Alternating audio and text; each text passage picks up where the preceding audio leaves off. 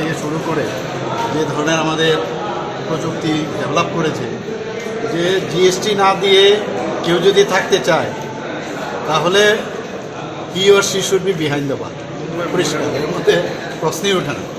কারণ আমাদের সরকার, আমাদের দেশ, আমাদের সেন্ট্রাল গভর্নমেন্ট, আমাদের রাজ্যের সরকার যাই ডেভেলপমেন্ট হবে, যাই কিছু করবে সাধারণ মানুষের জন্য করবে, এবং সেটা তার জন্য অর্থের প্রয়োজন। অর্থ আসবে কোথা থেকে? তো যারা ব্যবসা করবে অথচ ব্যবসা করার পরে তারা জিএসটি দেবে না, সেটা তো সম্ভব নয়। এবং এই কারণেই কিন্তু আমরা এই ধরনের সমস্ত প্রযুক্তিকে ব্যবহার করে, এবং বাধ্য হবে, আলটিমেটলি সবাই বাধ্য হবে এই জিএসটি দেওয়ার ক্ষেত্রে। ওরা কিন্তু বাধ্য হবে, কারণ ওরাও বুঝতে পারছে এখন।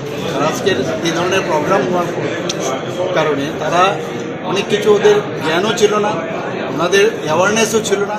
আমি মনে করি এই ধরনের প্রোগ্রামের ফলে ওনারাও বুঝতে পারছেন যে সর্বপ্রথম দেশ, তারপরে কিন্তু যে আমরা দেশকে আমরা সামনের দিকে এগিয়ে নিয়ে যেতে। মাননীয় প্রধানমন্ত্রী 2047 বলেছেন যে দেশকে সামনের দিকে এগিয়ে নিয়ে প্রগতির দিক দিয়ে নিয়ে যেতে হবে, তো বিকাশশীল দেশ বানাবে। কাজে এটা যদি বানাতে হয়, সবার আগে যারা ট্যাক্স পেয়ার তারা কিন্তু বেশি করে, আরও ট্যাক্স পেয়ার বেড়েছে আগে থেকে অনেক অনেক বেশি।